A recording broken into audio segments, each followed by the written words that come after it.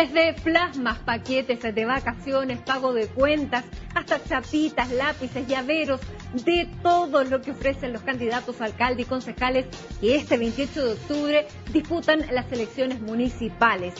¿Dónde está el límite entre dar propaganda para darse a conocer y ejercer abiertamente el clientelismo? Los regalos es la pieza que hemos elegido junto a Claudio Fuentes para esta edición de Puzzle Electoral. Bienvenidos.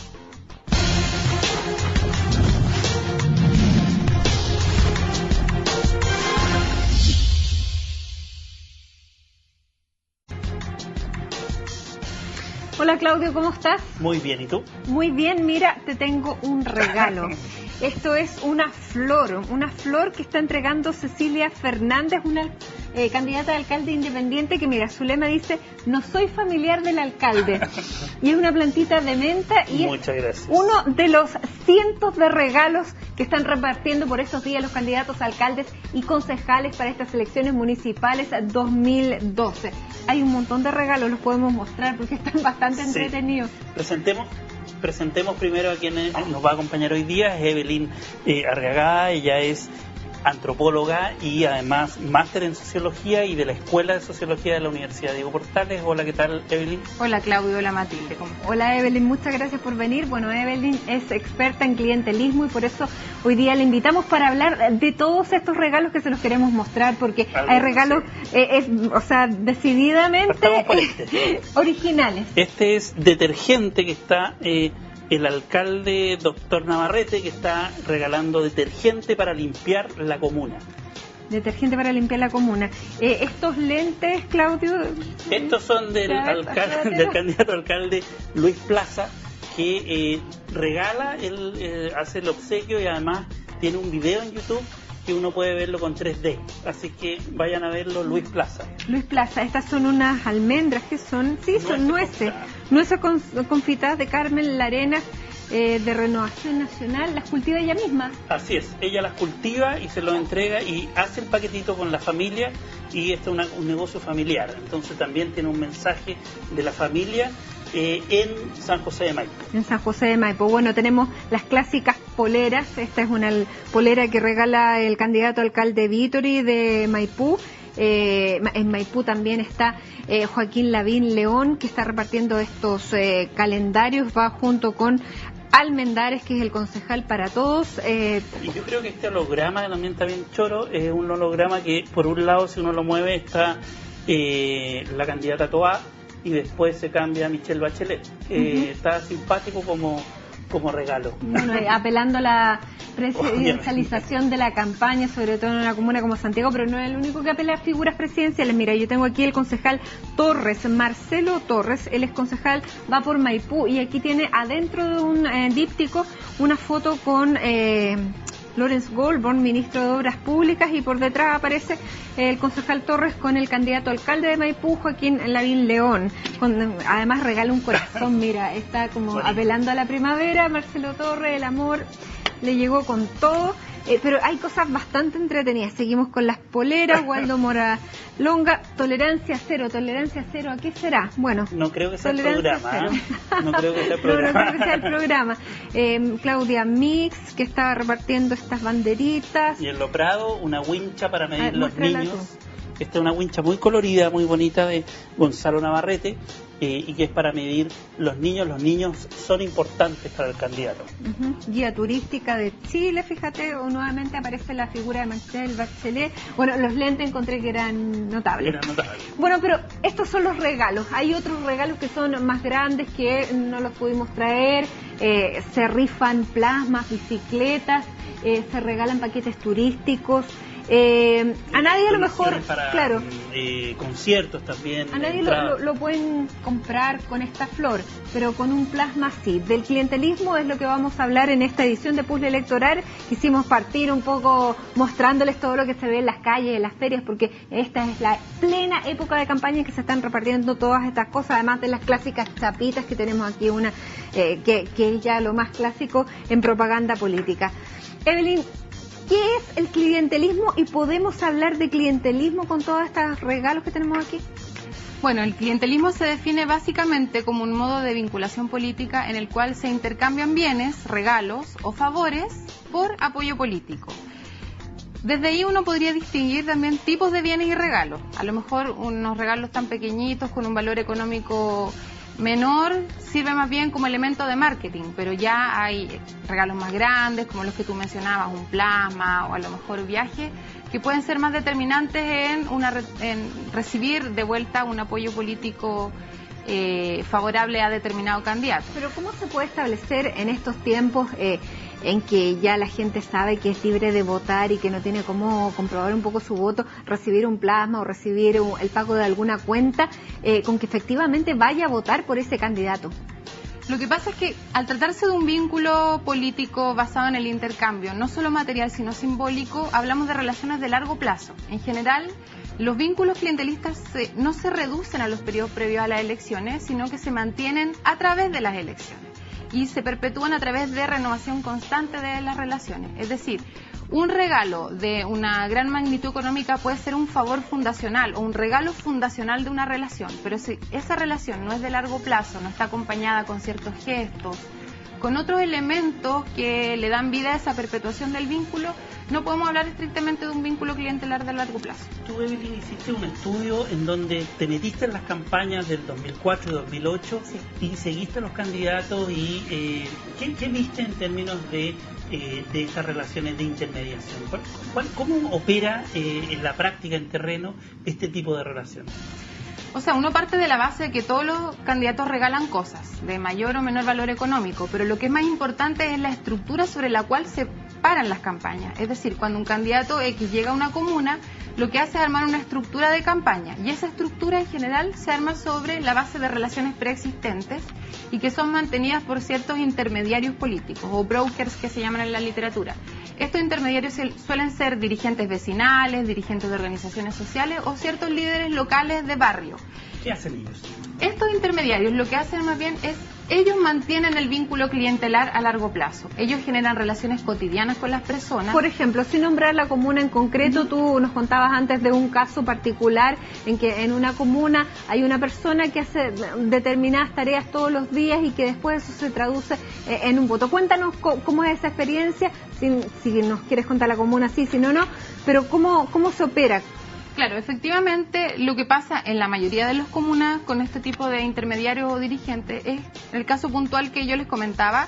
Se trata de una dirigente que no tiene un cargo dirigencial en una junta de vecinos formal, sino que simplemente es una especie de líder local del barrio. Lo que ella hace cotidianamente es, en su vida normal, cuando va a la feria, cuando tiene que ir a comprar, va, saluda a todos los vecinos, les pregunta particularmente a cada uno. Pero no es la candidata ella. No, ella no es la candidata, es una intermediaria, en el fondo media entre un candidato o una autoridad X y los votantes. ¿Y qué hace ella?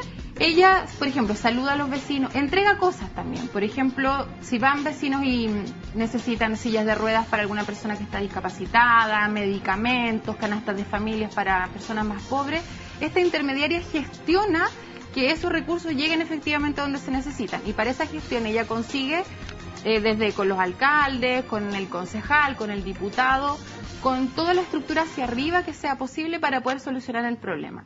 Y este vínculo es cotidiano, es decir, ella lo hace día a día, durante las elecciones, a través de las elecciones, en tiempos no electorales, pero esta labor de intermediación al final se retribuye en tiempos electorales a partir de lo que ella construye. Es decir, los vecinos cuando llega el momento de las elecciones simplemente van a ella y le preguntan por quién hay que votar.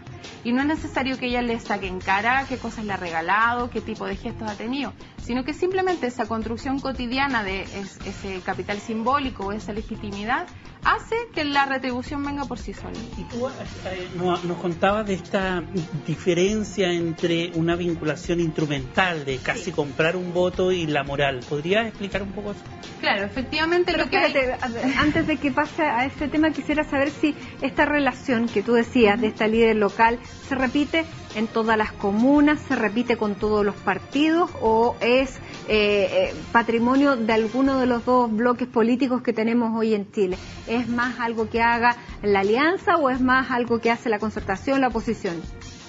Yo creo que todos los partidos tienen a sus intermediarios locales. De hecho, si no sería imposible parar una estructura para una campaña en cualquier comuna. Hay comunas donde la presencia de los partidos, donde no hay presidente comunal de partido, etcétera, directiva, y hay que armar una estructura que permita acercarse a la comunidad, de gente que conozca a los vecinos. ¿No es patrimonio de un bloque? Sí, no es patrimonio de un bloque. Uno lo puede encontrar en todos los partidos a lo largo de toda la estructura partidaria. Sin embargo, uno puede ver diferencias en el tipo de trabajo que se hace, que yo diría que más bien en el lado de la alianza es un poco más asistencial, y que en el lado de la concertación utiliza estas mismas redes para tratar de levantar ciertas plataformas más participativas, es decir, de convocar a los vecinos, generar algunas propuestas que después forman la plataforma política del candidato. Pero el tipo de estructura y el tipo de vínculo más general se replica en toda la estructura partidaria. Y yo quería consultarle sobre el tema de la instrumentalidad, porque en el fondo ¿se puede comprar el voto? O sea, hay una relación instrumental en términos de la compra de voto, eventualmente de yo me vendo al mejor postor, el que me ofrezca más, voy a votar. ¿O hay una relación más permanente? ¿Podría hablar un poco más de eso? Claro, este es un largo debate en toda la literatura sobre clientelismo político. Se distingue más bien entre un vínculo de tipo instrumental, como tú decías, Claudio, y un vínculo más de tipo moral. El vínculo instrumental equivale a un intercambio de mercado, es decir, yo voy y te ofrezco o te entrego algún bien o un favor y tú me retribuyes a cambio de tu voto. Pero en realidad, ¿cómo se puede probar hoy en día? Es que no se puede probar exactamente, porque el voto es secreto y porque está prohibido tomar fotos, algo así. Simplemente se pueden hacer... Pero uno puede entrar con un celular y sacar las fotos, pero sí, pero cualquiera podría sacar cualquier foto. Algunas estimaciones más generales. Por ejemplo, todos los partidos llevan sus conteos paralelos sobre las mesas, a qué barrios pertenecen esas mesas, y hacen algún cálculo sobre la base del tipo de intervención que ellos hicieron. Pero tú no puedes asegurar que efectivamente esa persona a la que tú le entregaste algo te retribuyó con el voto. Por eso lo que opera son estas relaciones a largo plazo de tipo moral, en el que tú confías que la otra persona comparte el mismo código moral que tú, y que además es un universal antropológico. Es decir, cuando a uno le regalan algo y ese algo es importante, uno sabe que tiene la obligación de retribuirlo en algún momento. Por ejemplo, dar trabajo, que... Claro, ahí lo que entra a jugar son más bien lo que se llaman favores fundacionales, que es un favor o un determinado servicio que funda la relación, que puede ser, por ejemplo, en caso de alguien que lleva mucho tiempo cesante, entregar trabajo, o en casos que yo he conocido, por ejemplo, de un exdiputado que logró darle dinero a una persona para que pudiera pagar su título profesional. Eso genera un vínculo de largo plazo porque es tan importante para la persona que lo recibe que se siente la obligación moral de casi que someterse al servicio del candidato para lo que sea, prestar apoyo siempre. Incluso algunos pasan a formar parte de las filas de un partido a partir de esos favores fundacionales. Bueno, estamos hablando de los regalos, clientelismo, lo que compra o no un voto hoy, el año 2012. Hacemos una pausa, Claudia, y seguimos conversando junto a Evelyn de todos estos favores y estos regalos que tenemos sobre la mesa. No se vayan, hacemos una pausa.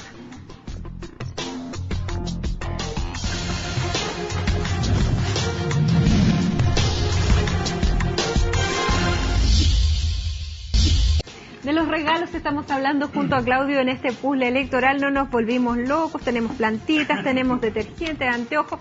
Bueno, antes en el campo, Claudio, no sé si es mito urbano o no, se decía que un candidato le regalaba a los votantes un par de zapatos, pero para asegurarse el voto primero regalaba el zapato izquierdo y después de la votación regalaba el zapato derecho.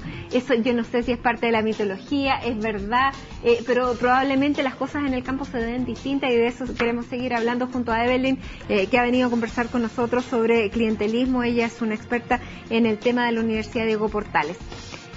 ¿Es distinta la relación en el campo que en la ciudad?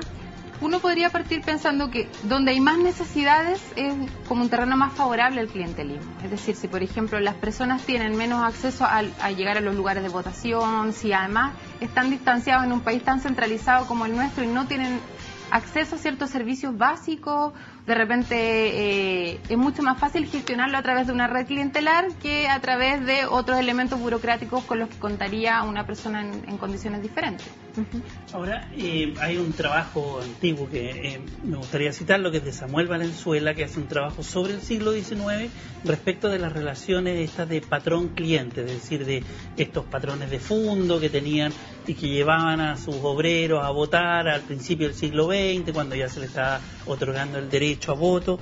Me imagino yo que en la ciudad es más difícil establecer relaciones clientelares más permanentes porque en la ciudad la gente se mueve más, etcétera. En cambio en el campo es como, bueno, la gente se conoce, son comunas mucho más chiquititas, es más fácil controlar, supongo yo, el beneficio o no.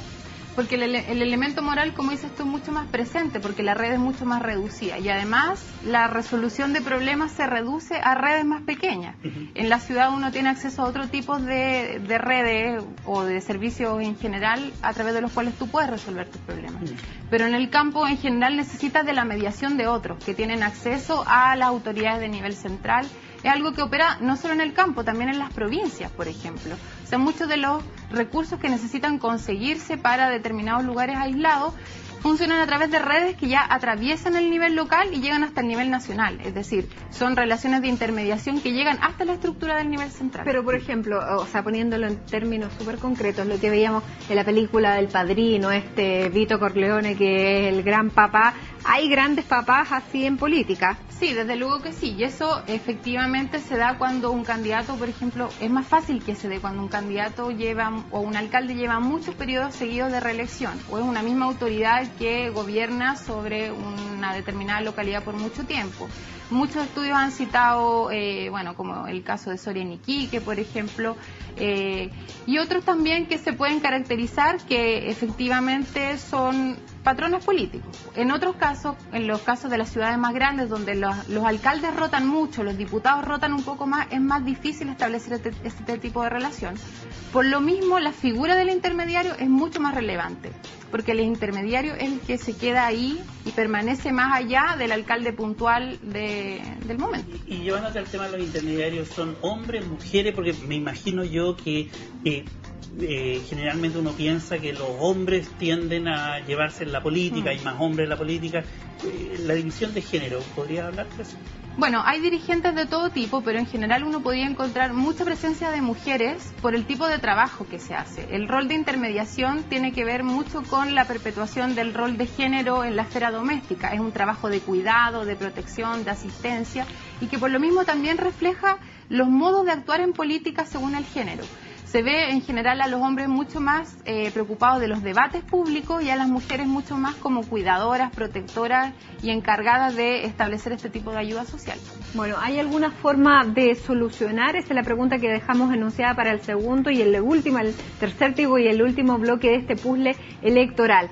Hay un proyecto de ley en curso, de eso vamos a hablar luego de la siguiente pausa, no se vayan.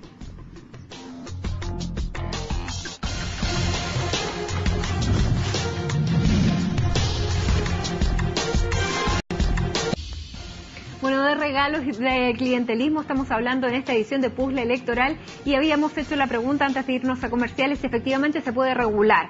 Hay un proyecto de ley que presentó la senadora Soledad Alvear y que tiene carácter de urgencia, ahí lo vamos a ver. Veamos qué es lo que ella nos dice, cuál es el fundamento de este proyecto de ley y debatamos un poco si efectivamente tiene algún futuro de salir, porque nadie se quiere regular o pisar o disparar en el pie. Veamos lo que nos dice la senadora Soledad Alvear. Se ha acogido esta iniciativa, el gobierno le ha puesto urgencia, como le solicité, está en la Comisión de Gobierno del Senado y yo espero que tenga una agilidad en su tramitación en el Parlamento, porque esto es muy importante. Me encantaría que saliera antes de estas elecciones municipales, pero si no, tener esta ley lista para las próximas elecciones parlamentarias y presidenciales del próximo año. ¿Cómo percibe usted el apoyo? Yo creo que es difícil que no apoyen esta iniciativa. ¿Cómo van a justificar quienes quisieran votar negativamente una iniciativa como esa? Quiere decir que quieran entregar regalos, que practican la entrega de regalos como dádivas, como entrega de esta forma de cohecho moderno. Yo creo que no tiene presentación el día de hoy cuando estamos buscando elecciones limpias y transparentes. Por ende, que yo creo que va a tener la aprobación en el Congreso y yo me voy a preocupar de conversar con los senadores y con posterioridad con los diputados. Bueno, lo formal puede que sí tenga el apoyo, pero estas cosas de las que estamos hablando, de las redes de asistencialismo, del que tú decías, ¿es difícil regularlo con un proyecto de ley? Yo creo que se puede hacer bastante avanzando en términos de la transparencia de las campañas, de poner algunos límites al financiamiento de las campañas y de los partidos políticos, o por en realidad mejorar el sistema de financiamiento de los partidos. Pero también hay que tener claridad de que el clientelismo no va a desaparecer por más que legislemos sobre este tema, precisamente porque se trata de vínculos de largo plazo y que además de intercambio de bienes materiales involucra intercambio de bienes simbólicos. Pero y cuando estamos hablando, por ejemplo, del día de la elección, que es lo que le preocupa a Matilde, asociado al tema del acarreo, es decir, que un alcalde tome un bus y diga, oye, ya, vayan a votar y le regalan una empanadita. Eso es... o sin siquiera, si no te regala la empanadita y te pone el bus. O solo el bus diciendo que es para facilitar el transporte, porque hoy día hay que ir a pagar para ir a votar por lo menos la micro. ¿Tú crees que eso está en el filo de lo ilegal o lo impropio? Es que eso ya es un cuestionamiento moral sobre el tipo de consecuencias que genera. Depende mucho, como les decía, del tipo de gestos que vayan acompañados. Desde luego, todos preferiríamos que el transporte público fuera gratuito en esas fechas y que las personas no tuvieran que recurrir al acarreo por parte de los candidatos. Pero desde luego depende de cómo se haga ese acarreo, si efectivamente va a tener algún tipo de retribución en el voto. O sea, si viene y me llevan en un bus y no hay ningún tipo de mediación en términos de gestos, ninguna gestualidad de cariño o entrega de un servicio que sea amable, es muy difícil que el candidato que pone el bus pueda tener una retribución. Y desde el punto de vista del ciudadano, ¿ellos perciben esto como un acto de clientelismo cuando le dan algo? Porque la gente puede pensar que está bien regalar, o que me regalen cosas, que me den cosas, ¿no? Cuando uno entrevista a las personas y les pregunta, en general ellos... Hay un buen porcentaje de gente que te dice, mira, todos los candidatos regalan, yo le recibo a todos y total, como el voto es secreto, después yo veo por quién voto. Pero también hay otra gente que siente la obligación moral.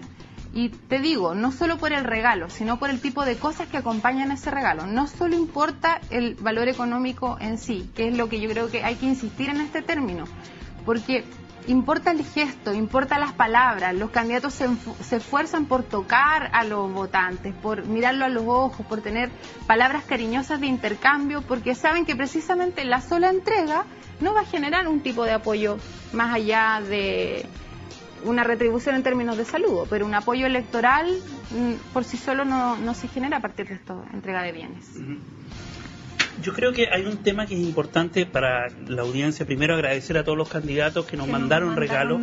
Y lo segundo es que este tipo de obsequios no es clientelismo en la praga, sino no es propiamente propaganda. Es propaganda. Este tipo de regalo yo lo veo como propaganda.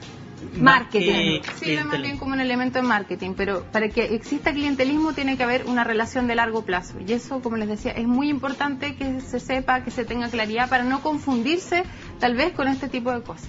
Bueno, te agradecemos, Evelyn, muchas gracias por haber venido a este programa. También volvemos a agradecer a los candidatos. Vamos a comernos las nueces, sí.